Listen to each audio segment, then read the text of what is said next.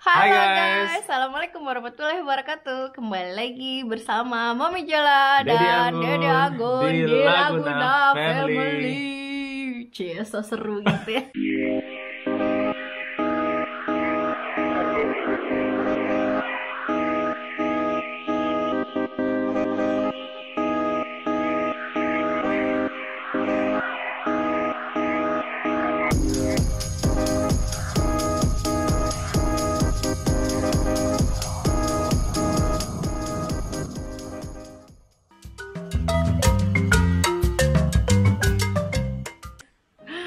Nah, Kita mau ngebahas apa nih hari ini? kita mau bahas apa nih?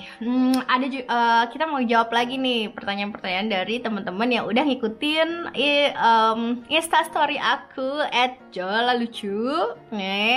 Kebetulan aku aktif di Instagram. Teman-teman juga bisa dengar pengalaman-pengalaman aku, atau aku mau sharing-sharing tentang anak atau semua dan lain-lain. Ada yang tanya, kok kayaknya kehidupan kamu berdua mengambil spesialis di Jerman tuh kayaknya tuh enak banget gitu loh. Kayak kok apa nggak ada sedihnya, apa nggak ada dukanya. Kesannya tuh kayak lancar semua dan dapat uang, dapat gaji. Terus yang kayak nggak pernah kelihatan muka capek dan lain-lain. Banyak banget tuh yang ngeliat kayak lu residen tapi nggak kelihatan capek. Hayo.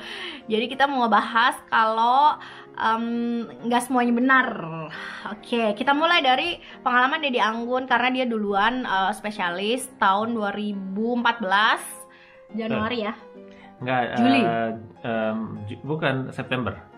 2014. Agustus. Kita kan sorry. nikah Oktober. Agustus. Pernikahan. Perjalanan doi dari awal itu bulan Agustus 2014. Kita tanya, bagaimana? Apakah perjalanan kamu selalu indah? Ya jadi walaupun kuliah di Austria ya, yang bahasanya juga bahasa Jerman. Terus pada saat menginjakan kaki di dunia kerja atau dunia dokter residensi itu beda banget. ternyata gue ngerasa kayak gue nggak tahu apa-apa nih, kayak gue mesti ngapain gitu. Kayak benar-benar no idea what I have to do gitu kan. Lihat ya guys, ini dia yang udah ngomong bahasa Jerman selama kuliah 6 tahun di Wina, yang notabene setiap hari tuh ngomong bahasa Jerman. Pengalamannya tuh kayak gini. Kebayang nggak kalian yang dari Indonesia? Tapi guys, jangan putus asa ya. Tuh, jadi jangan putus ya asa. namanya kalau orang mau berhasil itu emang pahit-pahitnya banyak banget. Nggak ada yang orang berhasil tiba-tiba terima jadi ya. Kita benar-benar kasarnya mati-matian berjuang. Tapi itu yang pas awal-awal aja guys. Jadi kalau kalian udah bisa tahu survive, strateginya dan udah tahu nih gimana kelak-klik di Udah tahu ininya, di lingkungannya, ya udah. tuh kayak ngejalanin biasa aja ya.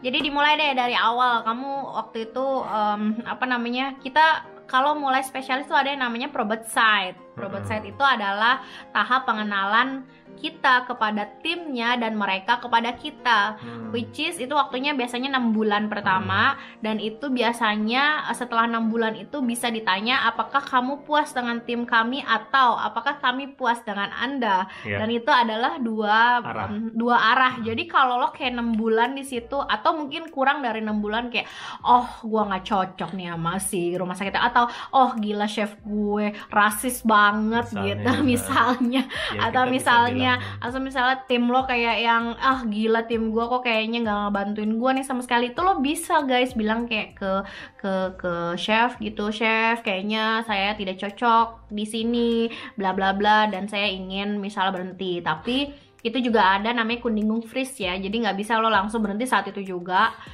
Itu biasanya kalau probate site dia langsung jadi kalau probate site itu ya dirt site, kapanpun lo mau bilang hari Senin gue berhenti, oke, hari Senin itu lo boleh keluar dari rumah sakit. Tapi disaranin nih guys, kalau probate site kan 6 bulan ya. Kalau emang kuat nih nahan sampai 6 bulan ya ditahan-tahanin sampai 6 bulan. Soalnya yang 6 bulan itu nanti dihitung nih ke waktu untuk si residensinya itu. Betul, kalau lo udah dapat approbation. Ya. kalau udah dapat aprobasi gitu. Oke, sebenarnya separah apa sih atau ada nggak sih kamu pengalaman yang lumayan kayak menusuk hati atau menyedihkan gitu? Kayaknya orang-orang ngelihat kita tuh kayak kalian tuh lancar-lancar aja nih. Itu nggak sepenuhnya bener juga ya. Kita juga mengalami masa-masa susah di saat kita berdua baru berangkat ke Jerman. Nggak, dia duluan sih, gua menyusul setahun kemudian. Jadi awal-awal dia di Jerman, guanya di Indonesia, dan dia juga dari fresh graduate. Terus dia masuk ke satu sarang si dokter spesialis ini. Terus tiba-tiba sekarang sekarang dia udah bisa adaptasi dengan lingkungannya. Itu gimana? Kamu ada nggak pengalaman yang kayak gitu? Coba deh jelasin ya. Jadi banyak banget nih guys pengalamannya mah. Gimana ya? Jadi pas bukan tahun pertama, pas yang pertama kali itu di Ludwigshafen, itu kan benar-benar fresh banget. Tunggu, ini pasti pada nanya nih, Ludwigshafen, kamu kan sekarang di Fulda. Nah, kenapa? Ngapain kamu di Ludwigshafen? Oh iya, belum tahu ya guys ya. Jadi belum pada tahu. Jadi Stella pertama itu di Ludwigshafen ya. Jadi bukan di Fulda guys, di Ludwigshafen. Nah, jadi itu Stella pertama. Nah, dari situ belajar kayak apa sih yang dilakuin seorang dokter residen gitu. Jadi benar-benar no idea banget kan, ngapain aja sih gitu, kayak kita harus bisa ngapain dan kita harus tahu apa aja misalnya. Dan itu emang masa-masa awal itu emang benar-benar yang paling susah, karena kita juga bukan orang bule gitu ya. Kita orang Asia yang mereka juga lumayan ngelihat kita kayak, oh nih orang nggak bisa apa-apa nih, kasar gitu ya. Jadi kayak mau ngapain sih nih orang, kayak adalah rasis sedikit. Cuman kita harus tunjukin juga nih kalau kita tuh nggak yang mereka kira gitu. Ya, tapi apa kejadiannya yang bikin kamu kayak sedih atau oh gila nih, susah atau apa, kesusahan apa gitu misalnya? Apa ya, kayak komunikasi ya, yang paling dasar aja. Kayak komunikasi dokter pasien itu ya, itu tuh nggak sembarangan, apalagi bahasanya juga bukan bahasa kita. Dan itu waktu itu gue pernah misalnya dalam berkomunikasi itu, misalnya nadanya lah, atau mungkin pemakaian katanya kurang tepat, sehingga si pasien itu, misalnya ada satu pasien yang sehingga dia jadi apa ya, jadi kayak marah, takut gitu, jadi takut kayak kenapa nih gitu. Bener. Akhirnya dia takut, terus nangis lah kasarnya, kan dia kan soalnya dia hamil. Nah, jadi kayak pemakaian kata atau intonasi itu belum kita dapat kalau kita belum pernah kerja ya. Kita belum pernah kerja, namanya adaptasi, namanya juga jadi dokter untuk pertama kalinya ya, karena Stella yang pertama itu. Jadi benar-benar kayak out of nowhere, yang tadinya student sekarang jadi dokter, kayak belum ngerasain lah yang namanya gimana sih komunikasi yang baik dan benar gitu, jangan sampai ada yang salah. Nah, itu waktu itu ada miskomunikasi sedikit, sehingga dia sedih, dan akhirnya si Oberarzt manggil gini, oh kamu coba kesini, kamu ngomong apa gitu. Nah, ternyata dikasih tau sama dia ini, kalau di bahasa Jerman tuh kayak gini cara ngomongnya, gini gitu. Jadi pemakaian kata tuh penting banget. Apalagi kepada pasien, jangan pakai kata-kata yang bikin mereka kayak ngerasa oh gue ada sakit apa nih gitu, kayak takut. Jangan sampai. Ya nggak di bahasa Jerman doang ya, mungkin di Indonesia juga kita tetap, walaupun tapi enaknya kalau bahasa Indonesia itu kan bahasa mother language kita. Jadi kita kayak bisa misalnya lo mau bilang kayak, Bu, di perutnya ada kanker gitu misal. Itu nggak mungkin dong lo ngomong, Bu itu ada kanker, terus pasti dia langsung kayak, apa itu kanker? Kita nggak boleh langsung kayak gitu, tapi kita harus kayak cari celah gimana misalnya ada pembengkakan misalnya, terus kita harus lihat dulu nih apakah jinak atau ganas, kayak gitu. Itu tuh penting banget ya. Dan itu hanya bisa didapat setelah berbulan-bulan atau mungkin bertahun-tahun udah sering menjelaskan kepada pasien, atau ngedengerin atasan yang ngomong yang mereka menjelaskan ke pasien.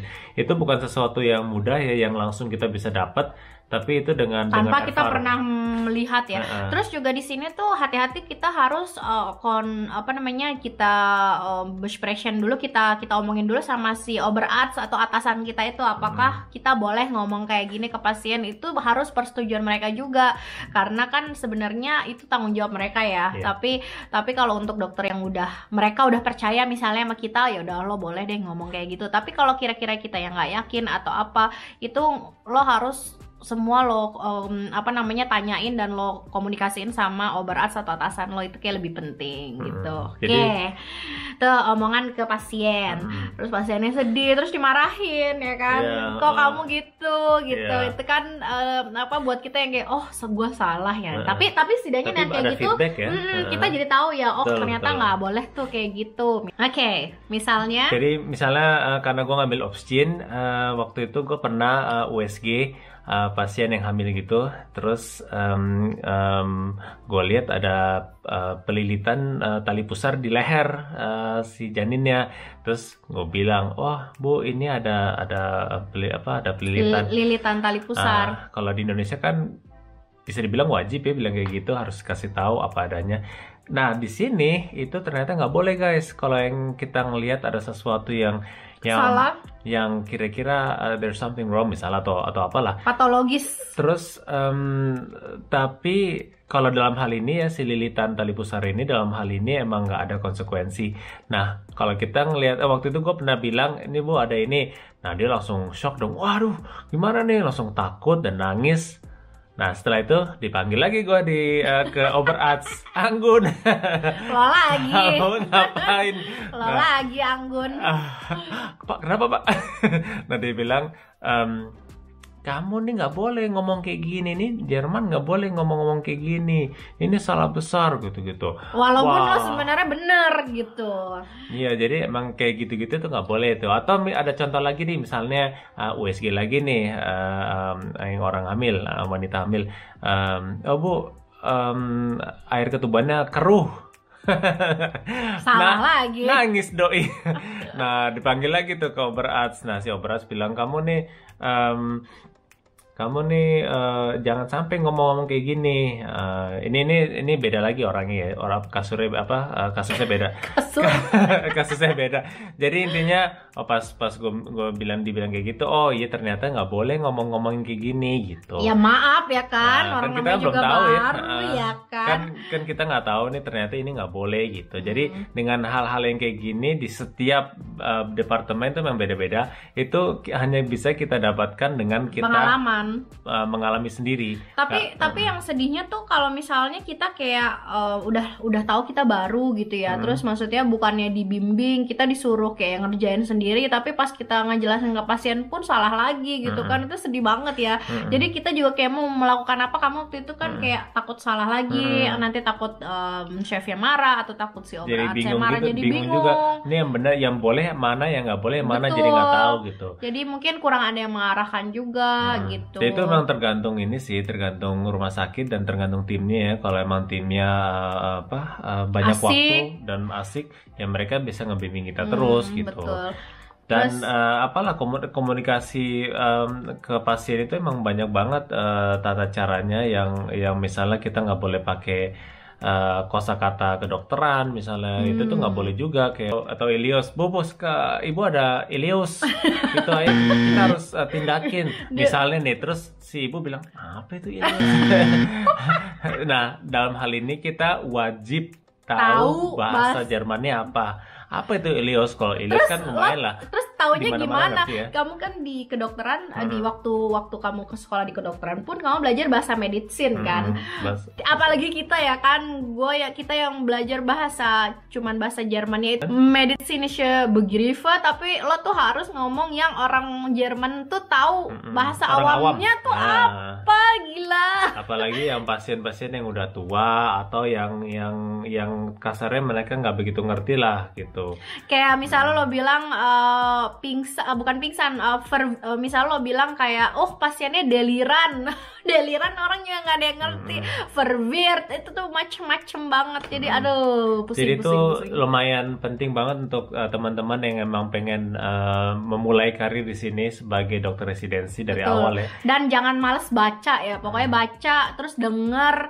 Pokoknya semua tuh harus lo jangan merasa kalau lo tuh bisa dengan sendirinya, nantinya nggak juga. Lo harus banyak ngomong, banyak cerita, nih pengalaman pribadi. Jadi lo harus kayak terjun langsung gitu, jangan malu buat nanya ya kan, jangan malu buat bertanya, jangan malu buat belajar lebih lanjut, itu penting banget. Atau sharing ya. Sharing. Soalnya emang banyak lah teman-teman dokter residensi atau yang udah spesialis yang di Jerman yang udah ngalamin itu semua. Maksudnya orang Indonesia. Orang Indonesia Iya, cari komunitas kali ya kalau emang mau. Tinggal tanya-tanya aja, ini gimana sih, ada nggak tips and tricksnya gitu. Soalnya itu emang penting banget karena kan we're not alone gitu ya, atau you're not alone. Jadi emang apalagi yang masih jomblo-jomblo ya, kali aja dapet jodoh ya kan. Ya bisa juga itu ya. Oke, terus ada lagi nggak yang kira-kira kamu menerima perkataan yang misalnya kayak gila gue jadi gini ya, gitu. Ya emang tiap ini beda-beda ya. Waktu itu gue pernah diginin, lo tuh nggak bakalan bisa jadi dokter spesialis misalnya. Gila gak sih lo? Kayak jerk banget gitu, lo emang gue salah apa gitu. Kayak itu tuh kayak gara-gara misalnya yang tadi salah komunikasi doang sama pasien, misalnya kayak yang tadi kelilit lah tali pusarnya, atau air ketubannya keruh. Kayak dari dua kesalahan ini dia langsung bilang kayak gitu, kayak rasanya ya lumayan sedih apalagi juga gitu. Waktu itu istri nggak ada ya, mau cerita sama siapa ya, mau kayak sedih banget. kasarnya oh ini bukan kesalahan yang benar-benar parah banget lah, ini kan kayak kita kan nggak tahu gitu kalau ini nggak boleh. Tapi gitu. dia memang tipe chef yang dia nggak mentolerir kesalahan-kesalahan walaupun cuman sekecil apapun. Ada yang memang mereka tuh maunya tuh everything must be perfect gitu. Ada yang memang kayak gitu juga, dan termasuk si mantan bosnya ini nih kayak gitu. Jadi kayak lo tuh harus perfect, lo harus tahu apa yang kita lakuin dan apa yang salah, apa yang benar. Sedangkan kita namanya baru belajar ya kan. Nah itu tuh yang terjadi itu tuh ada kemungkinan terjadi juga gitu. Jadi jangan merasa kayak ketika itu terjadi di kamu, jangan merasa gue nggak akan berhasil nih jadi spesialis. Tapi kenyataannya dia udah jadi spesialis nih 2 minggu atau 3 minggu yang lalu. Alhamdulillah. 6 tahun sudah 5 tahun sudah terbayarkan menjadi dokter spesialis. Tuh Bu yang kemarin bilang kalau suami ibu apa bapak ya? Bapak yang bilang suami saya sekarang udah jadi Fahad. Alhamdulillah. Jadi itu jangan sampai bikin kita jadi patah semangat. Itu mungkin bisa dibilang buat sesuatu yang bisa bikin kita jadi semangat, justru kayak gue buktiin nih kalau lo salah gitu, kasarnya gitu. Tapi kamu emang waktu itu jadinya cuma 6 bulan selesai probate site, terus akhirnya ya udah kita cari style yang lain ya. Terus alhamdulillah dapet yang di Fuda. Terus kayak lumayan ya, teman-temannya beda banget, lingkungannya enak. Ya emang namanya jodoh kali ya, sama mencari kerja tuh sama kayak menjadi jodoh. Betul. Pas. Kalau emang pas klop, ya pas. Terus sampai akhirnya dia menyelesaikan spesialisi di situ. Yeay, alhamdulillah ya rabbil alamin. Pokoknya emang kalau emang dapat tempat yang nggak enak banget, misalnya kalau emang harus pindah tempat ya pindah tempat aja. Jangan dipaksain. Karena emang itu jodoh-jodohan ya. Iya, karena tempat kerja itu kan kita setiap hari ke sana, tiap hari melakukan hal yang sama, itu kan harus nyaman gitu. Jangan sampai setiap hari stres karena ditekan-tekan terus gitu. Kalau emang kayak gitu ya udah mau gimana lagi. Betul. Tapi ya kita jangan sampai patah semangat lah. Tapi juga tetap bukan berarti kita kayak melecehkan juga. Jadi kayak yaudahlah kalau gua nggak cocok gua pindah aja, nggak kayak gitu juga ya kan. Kita tetap harus menunjukkan yang terbaik dari kita. Kita mau belajar, kita mau semua. Tapi kalau misalnya memang mereka bilang kayak atau misal lo merasa tertekan atau stres, ya berarti mungkin itu bukan yang terbaik buat kamu gitu guys. Soalnya emang banyak banget ya rumah sakit di Jerman tuh, jadi dan mereka butuh banget ya, possibility-nya bener-bener banyak lah, nggak ada habisnya. Betul gitu. Intinya nggak usah patah semangat. kalau jatuh bangun lagi cepat. Betul. Dan itu bisa jadi motivasi besar, apalagi kalau yang udah punya pasangan, udah punya Betul. suami atau istri, itu lebih enak lagi ya. Ya bagi mereka, bagi kalian yang belum punya mungkin bisa ngomong sama orang tua misalnya, kayak curhat gitu. Tapi karena kita di negeri orang yang jauh dari keluarga, emang itu penting banget komunikasi Betul. dan curhat gitu. Karena itu Betul. kita sebagai manusia biasa ya. Oke, ya Sekarang kan? gimana nih kalau yang pas awal-awal Mami Jola dulu, Menangis-nangis kalau darah ini nggak? beda ya, karena kamu bahasa Jermannya juga bukannya waktu itu pas di kuliah kamu pakai bahasa Jerman,